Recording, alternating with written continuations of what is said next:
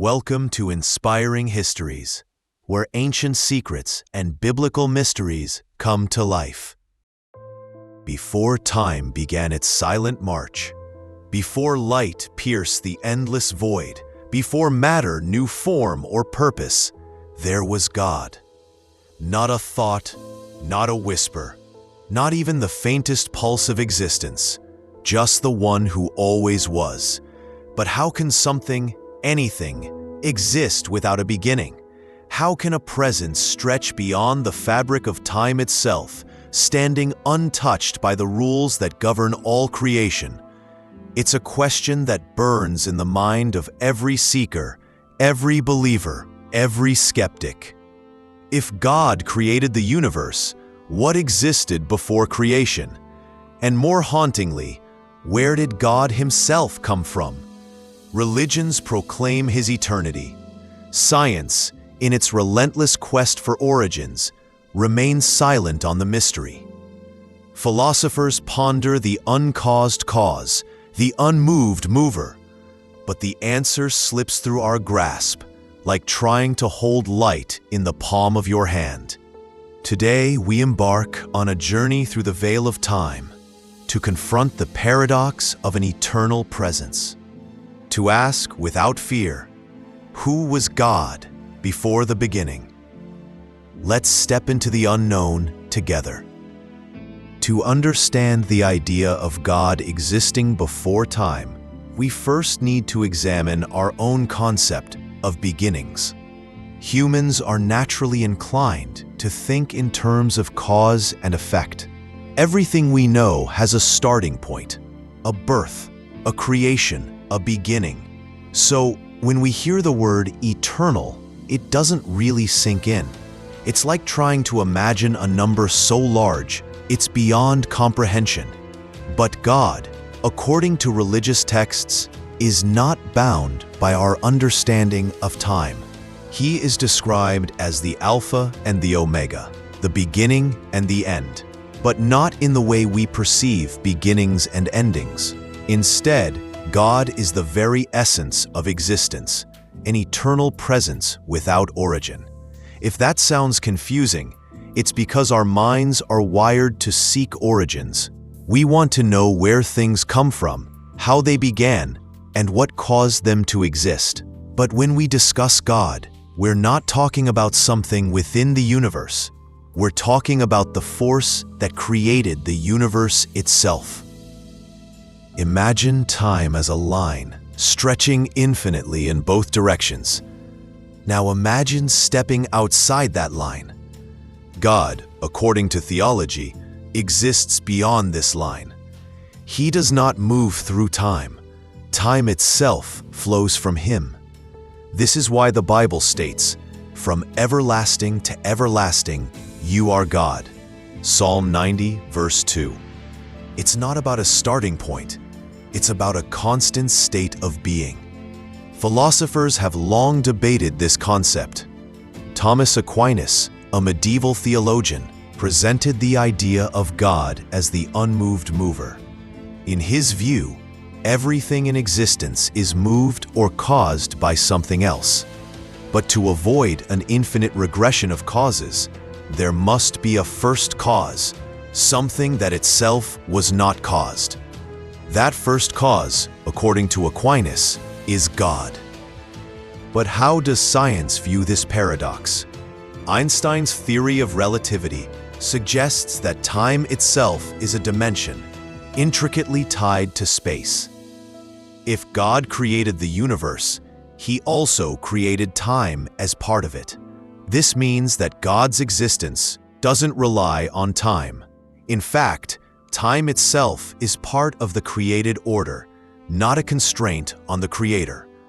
So rather than asking what existed before God, perhaps the question should be, how does something exist without a beginning? And can we, as temporal beings, ever truly grasp such a concept? It's a mystery that challenges our logic. But maybe the problem isn't with God. Maybe it's with how we understand reality itself. And here's the part that might just blow your mind. Scientists and philosophers alike have spent centuries grappling with this concept, and what they discovered may surprise you. It turns out that our entire perception of time is fundamentally flawed. Think about it. We live in a world where time moves in one direction, forward.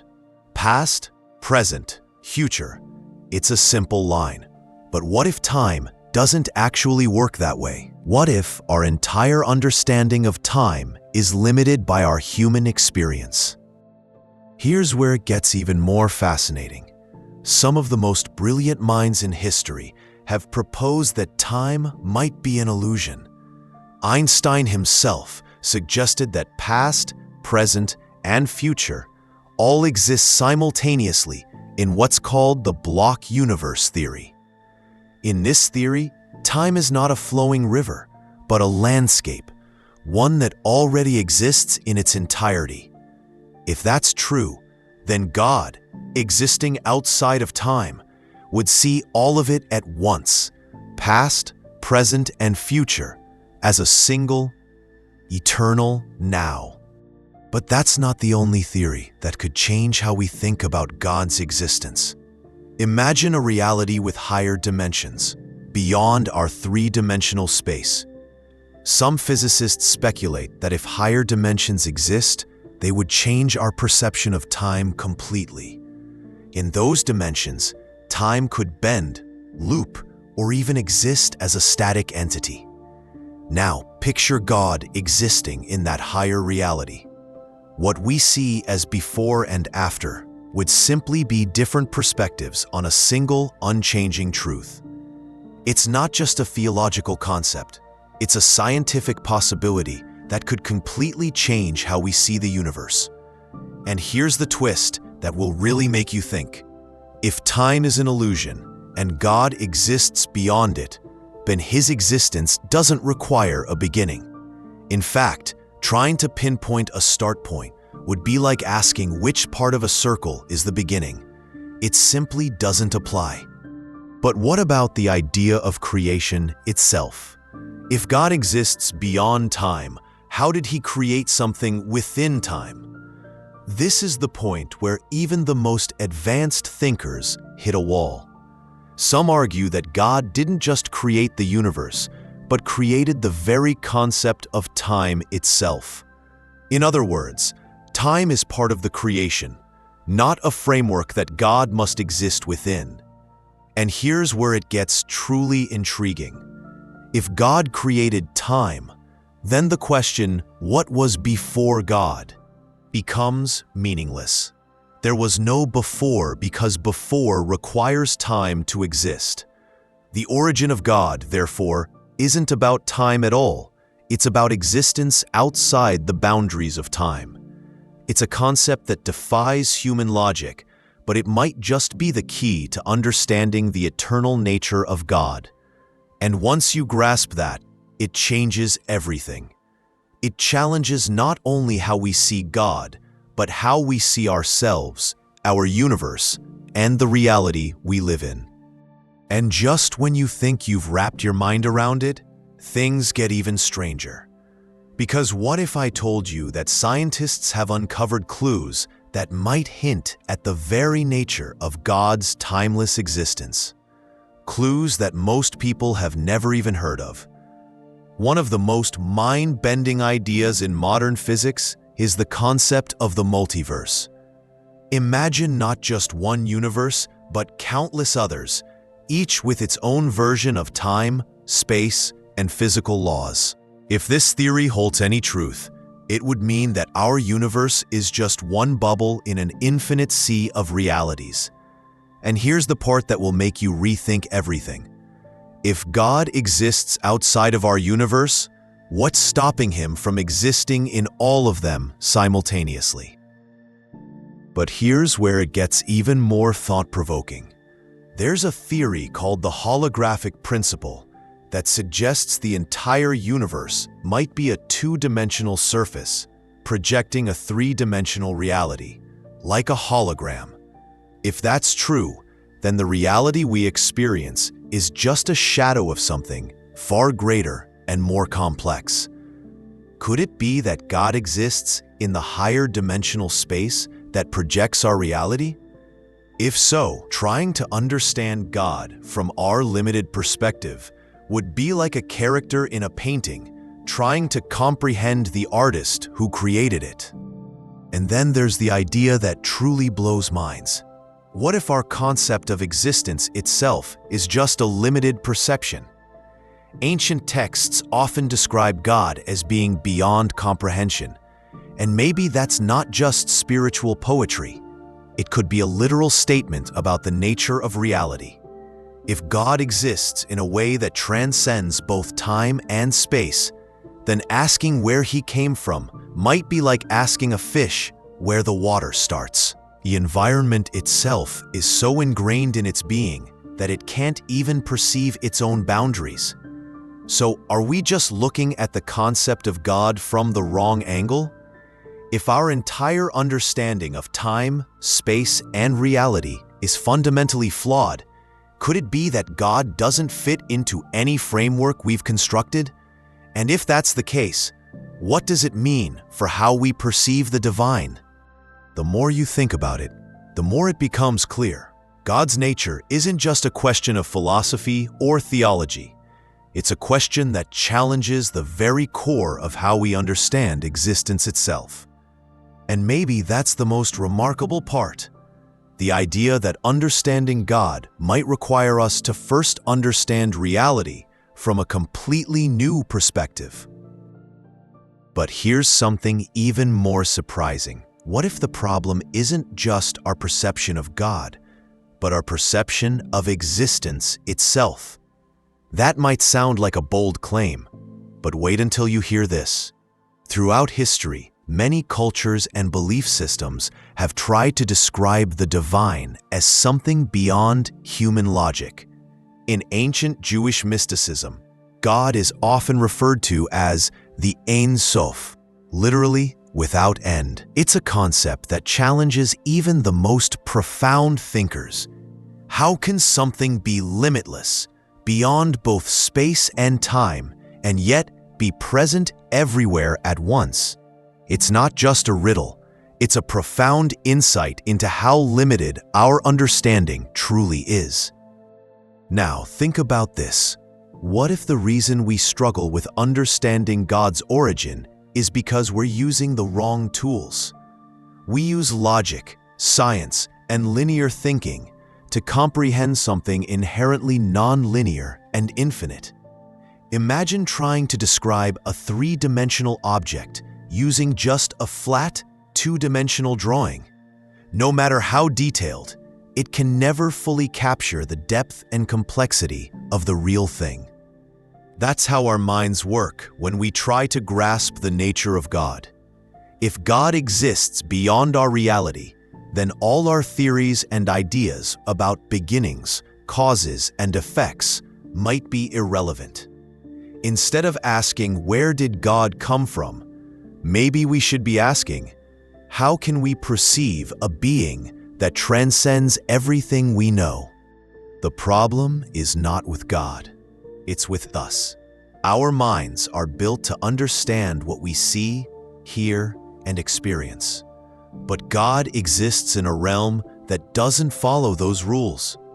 And maybe, just maybe, that's the key to understanding why the question itself doesn't make sense. Because when we ask, where did God come from? We're assuming that he's subject to the same rules that govern us. But here's the astonishing truth. God doesn't fit within our human-made frameworks. He doesn't exist in the way that we exist. Think about it.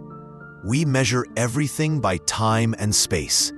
Birth, growth, decay, death. Our entire reality is built around beginnings and endings. But God's reality isn't like ours.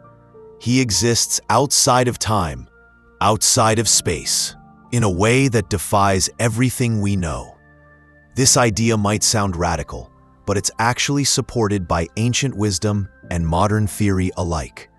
The Bible describes God as the Alpha and Omega, the beginning and the end. yet without having a beginning or end. It's not just a poetic metaphor, it's a statement of reality that we can barely comprehend. Even modern cosmology hints at similar concepts. Some physicists propose that the universe itself might be a projection from a higher dimension, a reality we can't perceive directly.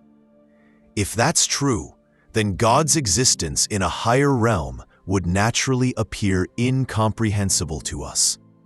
So maybe the question we should be asking isn't where did God come from, but how can something eternal interact with a world bound by time? Because that's the real mystery.